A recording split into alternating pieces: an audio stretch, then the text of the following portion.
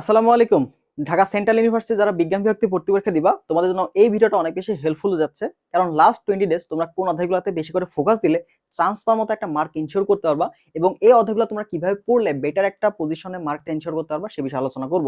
তো যারা লাস্ট মোমেন্টে এসে প্রিপারেশনটা কিভাবে গুছাই নিবা বুঝতেছো না, বা যারা শুরু করছো কোন অধ্যায়গুলোতে তোমার বেশি করে ফোকাস দেওয়া উচিত এটা তুমি জানো না, তো অবশ্যই ভিডিও দেখবা। ঠিক আছে, তো এই অধ্যায়গুলো তুমি ভালো করে যদি পড়তে পারো দেখবা যে অল্প সময়ের মধ্যে তোমার রিভিশনটাও হয়ে যাবে আর চান্স পাওয়ার মতো মার্কও তুমি এনশিওর করতে পারবা। ঠিক আছে, তো অবশ্যই যারা আমাদের চ্যানেলটাতে নতুন আসছো বা আমাদের পেজে নতুন আসছো, অবশ্যই পেজ এবং আমাদের চ্যানেলটা দুইটাই তুমি ফলো দিয়ে দিবা। ঠিক আছে, চলো কথা না আমরা শুরু করি। তো আমরা প্রথমেই দেখবো হচ্ছে আমাদের পদার্থবিজ্ঞান। এটা থেকে আমরা মাত্র 8টা চ্যাপ্টার তোমাদের জন্য নিছি। এই 8টা চ্যাপ্টার ভালো মতো পড়লে তুমি এখানে একটা ভালো একটা মার্ক ইনশিওর করতে পারবা। এই 8টা চ্যাপ্টার মূলত সবচেয়ে বেশি ইম্পর্টেন্ট যে চ্যাপ্টারগুলো সেগুলো। এখন তোমার যদি সময় থাকে তো তুমি এই 8টার বাদে বাকি চ্যাপ্টারগুলো পড়ে নিতে পারো। বাট যারা আসলে শুরু করতে যাচ্ছ, মোস্ট ইম্পর্টেন্ট অধ্যায়গুলোকে বেশি করে ফোকাস দিতে যাচ্ছ, কারণ এই অধ্যায়গুলো থেকে সবচেয়ে বেশি প্রশ্ন আসে। তুমি যদি দেখো বিগত বছরের প্রশ্নগুলো ঘাটাঘাটি করো, দেখবে যে এই অধ্যায়গুলো থেকে কিন্তু ম্যাক্সিমাম প্রশ্ন আসে। তো তুমি দেখো প্রথমে দেখো ভেক্টর অধ্যায়টা ভালো করে পড়বা, কারণ প্রত্যেক অধ্যায় এখান থেকে প্রশ্ন আসে। নিউটন বলবিদ্যা, কাজ শক্তি ক্ষমতা, পর্যাবৃত্ত গতি, স্থির তড়িৎ, চল তড়িৎ, ভৌতল বিজ্ঞান এবং আধুনিক পদার্থবিজ্ঞানের সূচনা। এবার এই অধ্যায়গুলো কিভাবে পড়বা? তো এই অধ্যায়গুলো পড়তে হলে তোমার কি করতে বলতো, ডিসিউ এর যে কোশ্চেনগুলো আছে, ডিসিউ এর যে কোশ্চেন ব্যাংকটা এটা তুমি অ্যানালাইসিস করো। ঠিক আছে, ডিসিউ এর কোশ্চেন ব্যাংকটা অ্যানালাইসিস করে এখানকার যে টপিকগুলো, এই টপিকগুলো যদি পড়ে ফেলতে পারো অল্প সময়ের মধ্যে তোমার কিন্তু একটা বেটার একটা মার্ক এনশিওর করার মতন একটা ভালো সম্ভাবনা থাকতেছে। ঠিক আছে, তো এইটা তুমি কোশ্চেন ব্যাংকটা কালেক্ট করার চেষ্টা করো। ওকে, আর যারা এখনো কোথাও কোনো কোর্সে তোমরা যুক্ত নাই ডিসিউ এর জন্য, একটা ভালো একটা কোর্স খুঁজেছো, তো তোমাদের জন্য আমাদের ডিসিউ এর যে এক্সাম ব্যাচটা আছে, এখানে কিন্তু আমরা যে এই অধ্যায়গুলোর ইম্পর্টেন্ট টপিক অ্যানালাইসিস যেটা আছে, যে কোন অধ্যায়গুলো থেকে কোন টপিকগুলোতে প্রশ্ন আসে, কত সালে কোন টপিকগুলো প্রশ্ন আসছে, ইন্ডিভিজুয়াল সুন্দর মতো টপিক অ্যানালাইসিস করা আছে। ঠিক আছে, পাশাপাশি তুমি কিন্তু 80+ এক্সাম পাচ্ছ, প্রশ্ন ব্যাংক সলভ টাজও পাচ্ছ, আর এছাড়া প্রয়োজনীয় প্রশ্ন ব্যাংকের পিডিএফ গুলো পাচ্ছ। যাদের প্রয়োজন কোর্স কেনা তোমরা চাইলে এই কোর্সটা দেখতে পারো, আর যাদের প্রয়োজন নাই তারা তো বাদ দিতে পারো, বেড়া নাই। ঠিক আছে, তো তুমি কি করবা, এই অধ্যায়গুলোতে ভালো করে ফোকাস দিবা, দেখবা যে এখান থেকেই তুমি ম্যাক্সিমাম চ্যাপ্টারগুলো পাবা। ঠিক আছে, আচ্ছা এরপর আসো রসায়নের ক্ষেত্রে। রসায়নের ক্ষেত্রে ভাই জৈব রসায়নটা তোমরা অনেকেই স্কিপ করতে চাও, বাট জৈব রসায়নটা তোমার জন্য কিন্তু অনেক বেশি ইম্পর্টেন্ট। কারণ এখান থেকে আমরা যদি দেখি প্রায় 10 থেকে 12টা কিন্তু প্রশ্ন চলে আসে। গত বছর প্রায় 12টা প্রশ্ন আসছে একটা চ্যাপ্টার থেকে, ভাই বুঝতেছো? 12টা প্রশ্ন আসে, তো কোনোভাবে এটা রিসিভ করা যাবে না। এখন তুমি 10-এর মধ্যে যদি 5 থেকে 6টাও রাইট করতে পারো তাও তো তোমার অনেক মার্ক, তাই না? তো তুমি কি করো, সবগুলা না পড়ে জাস্ট এখানে যে টপিকগুলো থেকে প্রশ্ন আসছে, যে বললাম কোশ্চেন ব্যাংক অ্যানালাইসিস করবা, যে টপিকগুলো থেকে প্রশ্ন আসছে সেটা তুমি পড়বা। আর জৈব রসায়ন টপিক অ্যানালাইসিসটা এটা কিন্তু আমি ফ্রিতেই দিয়ে রাখছি। তুমি আমার যদি ইউটিউব চ্যানেল থাকো সেখান থেকে দেখতে পারো, অথবা তুমি আমাদের যে পেজ আছে সেখানেও রিসেন্ট ভিডিওতে তুমি কিন্তু জৈব রসায়ন থেকে কোন কোন টপিকগুলো বেশি ইম্পর্টেন্ট সেটা আমি অলরেডি ভিডিও দিয়ে রাখছি। ঠিক আছে, তো এটা ভালো করে দেখবা, ইম্পর্টেন্ট টপিকগুলো দেখলেই তোমার এখান থেকে কভার হয়ে যাবে। মিনিমাম তুমি 7 থেকে 8 ইনশাআল্লাহ কমন পাবো আমাদের যে সাজেশনটা দেওয়া আছে। ঠিক আছে, এছাড়া আমাদের এক্সাম আছে ভর্তি হলে তুমি টপিক অ্যানালাইসিস পাচ্ছই, সেখান থেকে কিন্তু দেখে নিতে পারো। এবার দেখো গুণগত রসায়ন, এটা আমার জন্য গুরুত্বপূর্ণ। এখানে দেখা যায় যে প্রায় 2 থেকে 3টা প্রশ্ন প্রত্যেক বছরই আসে। তো গুণগত রসায়নটা দেখবা, মৌলের পর্যাবৃত্ত ধর্ম, পরিবেশ রসায়ন, রাসায়নিক পরিবর্তন, এই 5টা চ্যাপ্টার তোমার জন্য সবচেয়ে বেশি ইম্পর্টেন্ট। যদি তুমি এগুলো শেষ করার পরেও যদি এক্সট্রা টাইম থাকে তো তুমি বাকি চ্যাপ্টারগুলো দেখতে পারো, বাট এই চ্যাপ্টারগুলোকে তুমি একটু ভালো করে ফোকাস দিবা। ঠিক আছে, তো ফিজিক্স কেমিস্ট্রি আমরা দেখলাম। এরপরে যদি আসি, তো আমাদের এক্সাম এর কথা তো বললামই অলরেডি, তুমি কিন্তু এক্সাম এসে ভর্তি হলে 80টার মতো এক্সাম পাচ্ছ, 80+ এক্সাম পাচ্ছ। ফেজ 1 এ প্র্যাকটিস এক্সাম অলরেডি হয়ে গেছে সবগুলো অধ্যায়ের, একবার সিলেবাস শেষ। তো আমাদের ফেজ 2 তে লাইভ এক্সাম চলতেছে। এরপরে অধ্যায়ভিত্তিক শেষ হওয়ার পরে আমরা পেপার ফাইনাল, সাবজেক্ট ফাইনাল এবং মডেল টেস্ট এগুলো কিন্তু শুরু করব। ঠিক আছে, পাশাপাশি আমাদের প্রশ্ন ব্যাংক সলভ ক্লাসগুলো দেওয়া আছে, আমরা এরপরে ম্যারাথন ক্লাসগুলো পাবা। তুমি অল সাবজেক্টের ফিজিক্স কেমিস্ট্রি ম্যাথ বায়োলজি, আমাদের বিজ্ঞান বিভাগের 4টা সাবজেক্ট, তারপরে তুমি ম্যারাথন ক্লাসগুলো পাবা। এছাড়া প্রশ্ন ব্যাংকের পিডিএফ সাজেশন সবগুলো পাচ্ছ। তো এটার ফিটা হচ্ছে আমরা মাত্র 199 টাকায় রাখছি। ঠিক আছে, তো যারা ভর্তি হবা হোয়াটসঅ্যাপে যোগাযোগ করতে পারো। ঠিক আছে, যদি তোমার ফিনান্সিয়াল কিছু প্রবলেম থাকে সেই ক্ষেত্রে আমরা কিছু ছাড় রাখার চেষ্টা করবো, যাদের প্রবলেম আছে, আসলে যাদের প্রবলেম আছে। তাছাড়া এটাই হচ্ছে আমাদের মোটামুটি ফিক্সড প্রাইস। ওকে, আচ্ছা, তো এরপর আসো আমাদের হচ্ছে নেক্সট আমাদের জীববিজ্ঞান এবং উচ্চ যোগগণিত, এটা নিয়ে যদি কথা বলি, তো এখানে দেখো আমাদের জীববিজ্ঞানের প্রায় 10টার মতো অধ্যায় আছে, এবং এই 10টা অধ্যায় আমার জন্য গুরুত্বপূর্ণ। ঠিক আছে, এই মোস্ট ইম্পর্টেন্ট চ্যাপ্টার বলা যায়। তো এইগুলো তুমি একটু ভালো করে পড়ার চেষ্টা করবা। ঠিক আছে, বোঝার চেষ্টা করবা।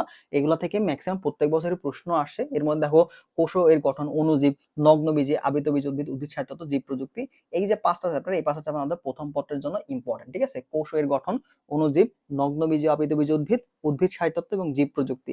এরপর আমাদের দ্বিতীয় পত্রের জন্য তোমার হচ্ছে প্রাণীর বিভিন্নতা ও হচ্ছে পরিস্থিতি। দুইটা চ্যাপ্টার মিলে কিন্তু অনেক প্রশ্ন আসে, দেখা যায় দুইটা চ্যাপ্টার মিলে তোমার 4 থেকে 5টা প্রশ্ন কিন্তু চলে আসে, ঠিক আছে? দুইটা চ্যাপ্টার ভালো করে দেখবা।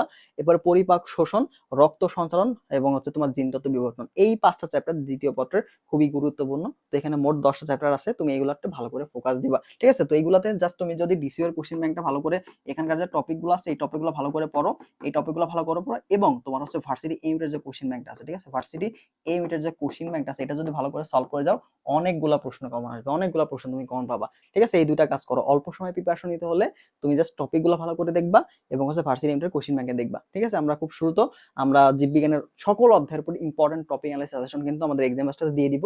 তো যারা এক্সাম মাস্টারে যুক্ত হবা তারা কিন্তু খুব দ্রুতই এগুলো পেয়ে যাবা, ঠিক আছে? এরপর আসো আমাদের উচ্চতর গণিত নিয়ে। তো উচ্চতর গণিতে অনেকে চিন্তা ভাবনা করো যে ভাই কিভাবে কি করব। তো অ্যাটলিস্ট দেখো ম্যাথে তোমার হচ্ছে পাস পাইতে হবে, সাবজেক্ট পাইতে হলে এই শর্ত দেওয়া আছে। যদি স্ট্যাটিক্স পাইতে চাও, স্ট্যাট পাইতে হলে তোমাকে পাস পাইতে হবে, ম্যাথ পাইতে হলে তোমাকে পাস পাইতে হবে, ঠিক আছে? আর তুমি যদি ম্যাথ না দাগাও সেক্ষেত্রে এই দুইটা সাবজেক্ট পাবা না, ওকে? আচ্ছা, তো এই ক্ষেত্রে তুমি চেষ্টা করবা যে সহজ যে চ্যাপ্টারগুলো আছে সেগুলোতে আগে বেশি করে ফোকাস দেওয়ার। আর বাকি যে এখানে 25 মার্ক আর বাকি যেদিকে 75 মার্ক, ওই 75 মার্কে তুমি বেশি করে ফোকাস দিবা। যদি যারা ম্যাথ দাগাবা কিন্তু ম্যাথ পারো না, সাবজেক্টের জন্য দাগাতে যাচ্ছ, তারা বাকি 75 মার্কে তুমি বেশি করে ফোকাস দিবা। আর ম্যাথে মিনিমাম 5 মার্ক তোলার এনশিওর কর যেন হয়, এভাবে তুমি প্রস্তুতি নিবা, ঠিক আছে? আচ্ছা দেখো, আমি সহজ চ্যাপ্টারগুলো রাখছি, বাট এগুলো অনেক গুরুত্বপূর্ণ, প্রত্যেক বছরই আসে। বিশেষ করে ম্যাট্রিক্স নির্ণয় এটা তুমি পারবা যদি একবার ভালো করে বোঝার চেষ্টা করো, একটা ক্লাস করো, তুমি কিন্তু এগুলো পারবা, ঠিক আছে? সরলরেখা, বৃত্ত, অন্তরীকরণ, সরলরেখা, বৃত্ত, এই দুইটা চ্যাপ্টার তুমি যদি সূত্রগুলো ভালোমতো জানো, সূত্র কোথায় অ্যাপ্লাই করতে হয় এটা জানলে দেখো ম্যাক্সিমাম প্রশ্ন তুমি অ্যান্সার করে আসতে পারতেছো। অন্তরীকরণ যদি না পারো স্কিপ করে যাইতে পারো, বাকিগুলা পড়ো। অর্থাৎ যাদের একদম দুর্বলতা আছে, ঠিক আছে, বাট ম্যাথ পড়তে চাচ্ছ, তারা ইজি যে চ্যাপ্টারগুলো খুঁজে বের করে যেন 5 থেকে 7 মার্ক তুমি এনশিওর করতে পারো, কারণ এখানে তোমার সাবজেক্ট অ্যাভেলেবল হচ্ছে। আর যদি এমন হয় একবারে সম্ভব না, সেই ক্ষেত্রে তুমি বাংলা অথবা ইংরেজির মধ্যে যেটা তুমি ভালো পারো, যদি বাংলা ভালো পারো সেক্ষেত্রে বাংলা দাগাবা, আর যদি ইংরেজি ভালো পারো সেক্ষেত্রে তুমি ইংরেজি দাগাতে পারো, ঠিক আছে? তো এই কাজটা করবা। এবার দেখো দ্বিতীয় পত্র থেকে আমরা জটিল সংখ্যা, বহুপদী, কৌণিক, এখানে ত্রিকোণমিতির দুইটা চ্যাপ্টার আছে, দুইটা চ্যাপ্টার কিন্তু গুরুত্বপূর্ণ এবং দুইটা কম্বাইন্ডলি প্রশ্ন চলে আসে। তো তুমি দুইটা চ্যাপ্টারে ভালো করে দেখবা। তো এই কটা চ্যাপ্টার মোটামুটি পড়লে একটা ভালো প্রিপারেশন তোমার ইনশাআল্লাহ হয়ে যাবে, ঠিক আছে? তো আমরা কিন্তু অধ্যায় সংখ্যা কমাই দিছি, তো তুমি চাইলে এই অধ্যায়গুলো চাইলে কমাই দিতে পারো, ঠিক আছে? তোমার টার্গেট যদি থাকে 50 মার্ক এনশিওর করা, তো তুমি আরো কিছু অধ্যায় কিন্তু কমাইতে পারবা। দেখো চান্স পাইতে হলে তুমি কিন্তু 50 মার্ক এটা যদি তুলতে পারো 100 এর মধ্যে, তোমার কিন্তু ভালো একটা পজিশনে চান্স হয়ে যাবে, একটা ভালো সাবজেক্ট তুমি পেয়ে যাবা, ঠিক আছে? গত বছর আমরা দেখছি 42, 43, 45 এই মার্কগুলাতে কিন্তু সাবজেক্ট পাইছে। তো তুমি যদি 50 প্লাস রাখতে পারো তাহলে তোমার একটা ভালো সাবজেক্ট তুমি পাবে, একটা ভালো কলেজে ভালো একটা সাবজেক্ট চলে আসতে পারে, ঠিক আছে? আর টপ মানে মনে করো এখন তুমি ঢাকা কলেজ বা ইডেনে চান্স পেতে যাচ্ছ, অবশ্যই তোমার পজিশন ভালো থাকতে হবে। বাট তুমি যদি কলেজ ম্যাটার না করে সেক্ষেত্রে তুমি 50 রাখতে পারলে তোমার একটা চান্স হয়ে যাবে, ঠিক আছে? যাদের কোথাও চান্স হয় না তোমাদের উচিত হবে এই 20 দিন একটু ভালো মতো প্রিপারেশন নেওয়া। কারণ দেখো যেহেতু তোমার দেয়ালে পিঠ থেকে গেছে, কোথাও আর যাওয়ার জায়গা নাই, কোথাও চান্স পাওয়ার মতো বা কোথাও পরীক্ষাও আর নাই, যেহেতু ঢাকার মধ্যে ঢাকা সেন্ট্রাল ইউনিভার্সিটির আন্ডারে সবগুলো হচ্ছে, সবকিছু হচ্ছে, তো তোমাকে অবশ্যই এখানে ফুল ইফোর্টটা দিতে হবে, ঠিক আছে? ফুল ইফোর্টটা দিয়ে এই গত পরীক্ষাগুলো যত তুমি দিছো এর মধ্যে যা ইফোর্ট দিছো না কেন তার থেকে বেস্ট একটা ইফোর্ট তোমাকে ডিসিওর জন্য দিতে হবে। কারণ লাস্ট একটা ভর্তি পরীক্ষা, তোমাকে অবশ্যই চেষ্টা করতে হবে, চেষ্টার জন্য কোনো কমতি না থাকে এটা তোমাকে এনশিওর করতে হবে, ঠিক আছে? কারণ দিন শেষে তুমি বলতে পারো যে তোমার সর্বোচ্চ প্রিপারেশন নেওয়ার জন্য যা ইফোর্টটা দেওয়ার সেটা তুমি অবশ্যই দিছিলা, এইটা যেন তোমার একটা আফসোস না থাকে, ঠিক আছে? তারপরে বাকিটা আল্লাহ ভরসা। এই 20 দিন তুমি যদি ভালো মতো ইফোর্ট দিতে পারো, যদি ভালো মতো ডেডিকেটেড থাকতে পারো, দেখবা যে তোমার চান্স হয়ে যাবে। আর যে অধ্যায়গুলো দিলাম এই অধ্যায়গুলো তুমি কি করবা, ডিসিও এর কোশ্চেন ব্যাংকটা একটু ভালো করে দেখো, ওখানকার টপিকগুলো দেখবা। আর পাশাপাশি ভার্সিটি লিমিটেড থেকে তুমি ঢাবির প্রশ্নগুলা, রাবির প্রশ্নগুলা, জাবির প্রশ্নগুলা, সহজ সহজ প্রশ্ন যেগুলো আছে এগুলো দেখো। বড় বড় প্রশ্ন তোমার দেখার দরকার নেই, ইজি প্রশ্নগুলো তুমি সলভ করে যাও, ইজি থিওরিগুলো সলভ করে যাও, সূত্রগুলো দেখে যাও, দেখবা যে ইনশাআল্লাহ এখান থেকে ভালো করবা, ঠিক আছে? আবার বললাম বড় যে প্রশ্নগুলো, কঠিন প্রশ্নগুলো এগুলো তুমি স্কিপ করবা, বাট ইজি প্রশ্ন তোমার জন্য কোনোভাবে ভুল না হয়, ইজি চ্যাপ্টার যেগুলো আছে এইগুলো থেকে প্রশ্ন হয় যেন তোমার ভুল না হয় এটা তুমি এনশিওর করবা, ঠিক আছে? কারণ কঠিন প্রশ্ন সবাই পারবে না, বাট সহজ প্রশ্ন ম্যাক্সিমাম কিন্তু পারবে। তার মানে সহজ প্রশ্ন তুমি যদি ছেড়ে আসো বা ভুল করে আসো তোমার কিন্তু এখানে চান্স মিস হওয়ার সম্ভাবনা অনেক বেশি। আর এখানে তো আন্দাজে দাগানো যাবে না, কারণ প্রত্যেকটা ভুলের জন্য তোমার কিন্তু 0.25 করে কাটবে। সো অবশ্যই তুমি এইদিকে কেয়ারফুল থাকবা, ঠিক আছে? এটার পিডিএফটা আমি কমেন্ট বক্সে দিয়ে দিব, সেখান থেকে তুমি চাইলে দেখে নিতে পারো, ওকে? ভালো থাকো সবাই। আর যারা আমাদের এক্সাম ব্যাচটাতে ভর্তি হতে চাচ্ছ তারা এই যে হোয়াটসঅ্যাপ নাম্বার দেখতে পাচ্ছ না, এটাতে একটু কষ্ট করে যোগাযোগ করো ভাই, তাহলে তোমাদের ডিটেলস জানাই দিব, অথবা কমেন্ট বক্সে ডিটেলস দেওয়া থাকবে, সেখান থেকে তুমি ভর্তি হয়ে যেতে পারো, ঠিক আছে? ভালো থাকো সবাই, আল্লাহ হাফিজ।